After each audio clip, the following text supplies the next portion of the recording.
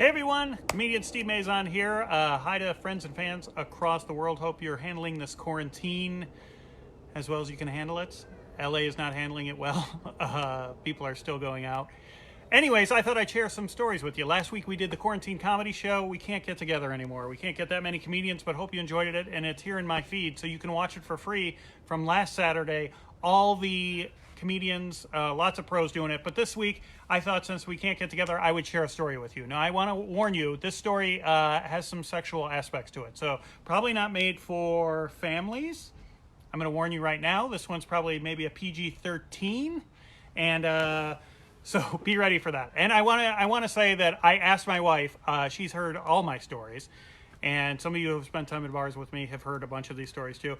This is my wife's favorite story. So she actually recommended that I do this story for the second story. This is called the hot tub story, okay? This is long before I met her, and there's some sexual aspects to it. But she knows that I had sex before I met her. And so here's the story. I was going to school in DeKalb, Illinois, with many of the friends and fans that I have out there still. I was going to school there after I was in the Navy. And one night after bartending, one of the waitresses said, hey, does everyone want to come? We were having a few beers afterwards, after closing.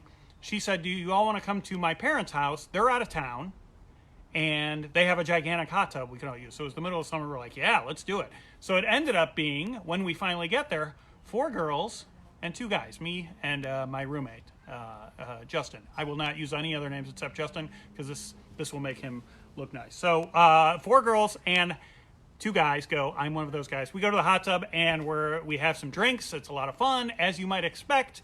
We're having fun. We're college students, mid-20s, and we decide to start playing Truth or Dare. Well, pretty quickly we get to the point where no one in the hot tub is wearing clothes. Okay, so this is maybe the greatest night of my life. That's where it's headed at this point. I'm like, holy cow, this is going to be fantastic. I'm excited, mid-20s, this is everything I've ever dreamed of, and here it is happening. Finally, I'm in a hot tub with 4 beautiful women, 1 guy, but I can't change that at this point. So, okay, so we start playing Truth or Dare. No one's got clothes on, and we've been drinking. And so at one point, the other couple, my roommate, the other guy, is making out with one of the girls. It's a dare that he has to make out with this one girl. So I have a girl on this side of me and a girl on this side of me, and I'm sitting here, and then someone says, hey, one of the girls had been dating someone else, and she's worried about it, and then she says, hey, listen, we all have crushes on other people. One of the girls dating, she was like, we don't want people we all work together hearing about this, so why don't we institute this rule? And this is before the Vegas came into the rule. It says, she goes, what happens in the hot tub stays in the hot tub. I was like, I love this rule. And again, this is long before Vegas commandeered that what happens in Vegas stays in Vegas. What happens in the hot tub stays in the hot tub. I love it. All right? It's already the greatest night of my life that I'm in this hot tub with 4 naked women and 1 guy. That part it was not what I wished for. Anyways, once that gets in, I'm like, oh, this is fantastic. Great. Nothing to worry about, right? So my roommate on a dare has to make out with this one girl. So I'm here. So there's a girl on this side, a girl on this side. Under the water, I kind of reach over and kind of put my hand on the one girl's knee to the right? And she puts her hand on my hand, then slides it on my hand, puts her hand on my leg, and eventually, without going into too much graphicness here, you can imagine where this happened, what was happening maybe below the water here with our hands, right? And so then I got greedy, which is the problem. Already, that's the greatest night of my life, right? I make the mistake of reaching over this way and putting my hand on this girl's leg as well. I'm like, what do I got to lose, right? So at one point, I have hands on both girls' legs, and the one girl has her hand between my legs. Now, here's where it goes wrong. The girl on this side reaches over to put her hand between my legs, and besides finding what I have there, finds the other girl's hand there too. She didn't know this was happening. So now they're both kind of pulling back. Now there's an awkwardness in the hot tub. I've went too far. Again, just you get too much and you try and push it. It's a problem we all have with humanity, or probably at least just me. So I decide, okay, now I'm as horny as I've ever been in my life. I'm just going to come out and say that. This is as hard as my penis has ever been in my life. It was in this moment, right? 4 beautiful women in the hot tub with me, and things going on underwater. I'm like, oh my God. Instead of just waiting to see where this went, it could have been, as I'm telling you, what was already the greatest of my life could have been the greatest night of anyone's life. Had I just played it right and played it calm and played it cool, the old let's walk down and have sex with them all, that kind of the bull story, if you ever heard that, from the movie Colors. Sorry to bring it back to movies all the time, but if you haven't seen that, hear Robert Duvall tell that story in Colors. It's fantastic. Anyways, I got greedy. I already got greedy and ruined part of it. Now these two girls are feeling weird because I was doing things they thought I was just doing with them. A little water. Now it's weird. So anyways, I was like, you got to just pick one if you're gonna get lucky tonight. Just pick one and go with that. So the girl on my left, I was like, they were both good looking, but the one was a little kind of punky, and the other girl I had always been like, had a big crush on her. So I was like, okay, I'm gonna go with her. And so we kind of keep going, things going. There's a couple more dares going at Gaza. We have another beer or two, and playing the truth or dare. And then finally, I can't wait anymore. I'm like, okay. I say to the girl, I go, I'm gonna go in, and I'm gonna get some beer. But when I go in, you come in 5 minutes behind me or a couple minutes behind me, and we'll fool around inside. So she was up for that too. I'm sure she was, in the same situation, just as horny as I was. Probably not as horny as I was, but as horny as a woman could get, which was nowhere close to as horny as I could get then or now. So she says, okay. So I get out, and I'm completely naked, and I go, do you guys have a towel? And the girl who owned the house, her parents, she goes, there's towels in the basement. They're in the dryer. Bring some up for us too, and get some beers and bring them back in. And I was like, great, we'll do. And she goes, bring up some towels. Make sure when you go into the basement, watch out, the stairs are really slippery. I said, okay, no problem. So I go in, I'm so excited. I know I'm going in. I'm not really going to get beers, or else I'm going to get beers and bring them out, and then the other girl's going to come in. Something great's going to happen, right, with this girl I pined for forever. So I go in, I open the door to the basement.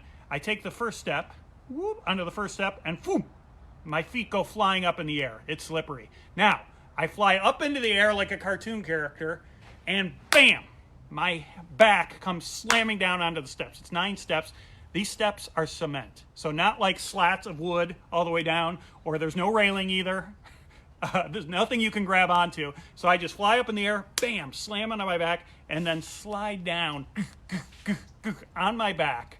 And I hit the ground in the basement, and I'm all wet still from the hot tub. That's why I was going down there, right? I hit the bottom, and I slide 7 feet at least across the basement of this floor in the basement, and I end up leaning against the dryer where I was going to get the towel. So I just I'm in the most pain I've ever been in my life. I'm sure I broke something in my back or my ribs. I can't breathe. You have a feeling when you have your breath come out of you. I was like, oh my god, I'm gonna die. I'm hurt. And in my head, I'm like, I'm hospital hurt. I'm moaning. I can barely breathe. I'm like, oh my god, oh my god. Then, of course, being a man and being in my mid-20s and being as horny as I was at that point, I was like, oh my god, the girl's gonna come in soon, right? I'm like, she's gonna come in behind me, right? So I'm like, oh my god, you're not gonna get laid if you're laying on the ground like this, hurt, in pain. So I'm like, oh my god, I'm trying to get up, I'm trying to push I can't even get up, I can't even lift myself up because I'm so sore already and I can't breathe. All of a sudden, from upstairs, at the top of the stairs, I hear, Steve? And it's the girl. She's followed me in. Steve? And I'm like, oh my god, I can't let her know what happened. So I go, don't come down here! Don't come down here. She's like, why? I'll come down. She was going to follow me in, right? I'm like, don't come down here.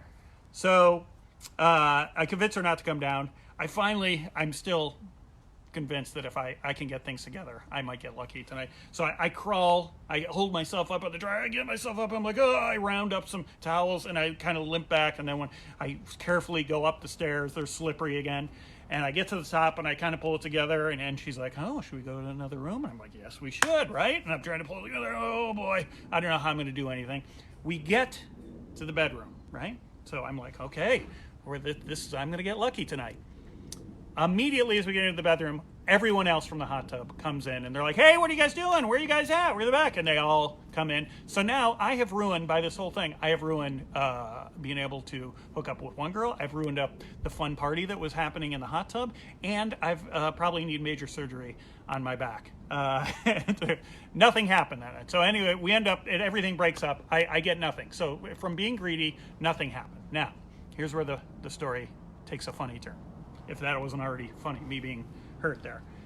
I go the next day. A friend, also from work there at the bar I worked at, they were having a picnic at their house. So we go over there, and everyone's playing volleyball. And they go, hey, Mazan, come on, play volleyball. I got there late because I had to sleep in. I was hungover. My back's hurting. And I get there, and they're like, Mazan, come on and play. And they're like, hey, we heard about the hot tub party last night. I was like, what? And the girls are like, yeah, we told everyone we had the hot tub. Sorry, all the girls in my room, they're like, we told them. And I was like, one girl says, hey, we didn't tell them everything. We just told them we all went in the hot tub, and that's much, that kind of thing. So everyone's playing volleyball, and at one point it was really hot. So someone's like, come on, Mazan, come and play. And I was feeling a little better, had a beer in me now, hair of the dog. So I'm like, oh, I'll play some volleyball. I go in, I was in better shape then. I take my shirt off, and right away, one girl behind me goes, oh my God, what happened to your back? And I've just got this big black and blue all over my back. And I was like, oh, yeah. And they're like, what happened? And I was like, well, I'm not supposed to tell, and they're like, tell the story. So I tell the story that I've just shared with all of you about being in the hot tub and then going to the stairs and taking on the first step and my boom, boom, boom, all the way down and sliding across on the wet floor naked to the dryer. And everyone is laughing. And as a comedian, I wasn't a comedian still 10 years from that, but it felt great. So I'm playing it up, I'm telling the story. Everyone's laughing. We all have one of these friends. Gary Cannon's a little bit of this friend now to me. But this friend at that time was Mark Bickhoff. And he bartended with me, and he had the greatest laugh in the world. Those laughs where it's just like, oh, like it goes. People on the next street hear it. But when he's laughing at you, it kind of hurts because he's so jolly about it, right? I'm telling the story and of course making fun of myself, but he's doing it a little too much, like, oh my God, Nathan, you're an idiot, I can't believe you did that. So he's laughing a little too hard, but I played him. So we end up playing a little volleyball. I felt away. Then I had to go to work that night, right? So all of a sudden, people start coming into work that night. I had a closing shift till 2 in the morning, and people start coming in. They're like, hey, another hot tub party at the girl's house. Everyone's going there. And I was like, why? I got the closing shift. And they're like, well, come over afterwards. We'll see you there. So I'm like, all right. It's nothing's never the same, right? It can't live up to what this first night should have been, but wasn't because I ruined it. But anyways, I get off work, have a beer with my boss, and then I'm like, all right, I'm going to sneak over there. So I go over to the place. 40 people have heard about this story from the night before and how awesome it was. And of course, everyone who was like, nothing leaves the hot tub, everything left the hot tub. Everyone was sharing this story. So all these people, college kids, they all want to be involved. Now there's 30 people at this girl's house in an 8-person hot tub. So it's still 20 people are trying to get in it. Some people just got their legs in. There's some guy in the middle just stuck. But everyone's striking at different levels of nakedness. And they're trying to play a truth or dare, but it's not the same thing as this night before with just 6 people. So I come in, everyone's like, Mazan, blah, blah, blah. They're like, get in. I'm like, there's no place to get in, and it looks awful. It's terrible, right? So they're like, well, get us some beer then. So I go, okay. I go in and I bring out some beers for everyone, and I go back in the living room. There's like 4 people in the living room, right? So I'm just talking to them because they like me, know there's no way you can get into this hot tub. So we're all sitting in there. And all of a sudden, everyone goes, oh, the lights flicker, and everyone in the hot tub goes, no! They blew the fuse on the hot tub because there were too many people in the hot tub. And so the light went out in the hot tub, and I guess the heater and the jets, everything stopped. And so they all start yelling, Mazan, Mazan, Mazan. So I stick my head out, and they're like, go turn the fuse on the hot tub. Go say it. We threw the fuse. And so I asked the girl who owns this. I go, sure, where's the fuse? And she goes, in the basement. No, I'm not. There's no way I'm going in the basement. And they're like, you're wearing shoes now. You're not naked. I'm like, I'm not going in that basement again. I should be in a coma already from the fall I took. And they're like, come on, come on. I'm like, no, I'm not doing it. All right. I'm not going in that basement again. So finally, the guy, my friend Mark Bickhoff, was like, hey, I'll go. Fine, you jerk, if you're not going to go. And I'm like, all right, yeah, fine. I don't care. So he jumps out. He's in his underwear. He's not completely naked, but he's in his underwear. They're wet, right? That's what he's using as a bathing suit. So he comes out. He comes in nicely. He's like, oh, you idiot. Come on, wait, man. What the hell? Why couldn't you have went? And I was like, dude, I'm not going in. So he walks over. He's dripping wet. He walks over. He grabs the door. And I go, Bickhoff, please, do not. Be careful. That's a very slippery step. And he goes, I'm not an idiot, all right? I'm not you, all right? And he opens the door. And he takes one step, and me and the other 4 people, all we hear is him, boom, boom, boom, boom, boom, all the way down. I get up, I run across, and all I see is streak marks down the steps and then a slide mark across. I can't even see him at the bottom of the stairs because he did the same thing. He went all the way down and then slid across his wet naked butt across the thing. So I very lightly go down in my shoes, dressed, and get to the bottom, and I see him in the same place I was the night before, holding his back at the bottom of the dryer, going, oh, oh, oh. And I walk over and I go, are you okay, buddy? I was worried about him because he really looked bad. He goes, are you okay? And he goes, I'm hurt, buddy. I'm hurt. And I go, are you hospital hurt? Do we need to go to the hospital? He goes, I think so. And of course, we never took him to the hospital because we were drunk and there was still a party going on. But I laughed very loud. And again, other people got out of the hot tub and started laughing from the top of the stairs. So that is my hot tub story. It's one of my wife's favorite stories, even though it involved women before I met her. But that's why you should never laugh too loud at other people, at their failings. And yeah, what could have been the greatest night of my life at least ended up being one of the biggest laughs of my life the next night when I got to laugh at my friend for the same reason he was laughing at me. And now, as a married man, as you can see in our backyard, we have a hot tub. We have a hot tub. As a married man, there's never been anything close to the magic that was in the hot tub there. This hot tub is for soaking old bones and nothing sexy or erotic or anything like that. But I want to thank everyone for chiming in and tuning in wherever you're watching us. I hope your quarantine's gone well. And I want to remind you, if you're interested, I am plugging my merchandise, and you can find me on Venmo. This goes with the story, I think. What I would rather have been doing than laying amidst all of that wetness at the bottom of that hot tub is... Oh, here you go. My wife's helping me. If you're interested, I have some I'd rather be fucking. What would you rather be doing than in this quarantine? I have some rather be fucking stickers. So if you're interested, find me on Venmo, Steve Mazan, M-A-Z-A-N. You got to put the dash in there or else the money goes to someone else and you don't get a sticker. Steve Mazan, M-A-Z-A-N. Please keep tuning in. I'm going to share stories every night as long as this quarantine goes. I hope you're enjoying them. I appreciate you watching. If you're enjoying them, share them. I appreciate that. Hope everyone's having a good time and staying safe and clean. And if not, get in a hot tub and disinfect yourself, but don't walk downstairs afterwards. Thanks, guys.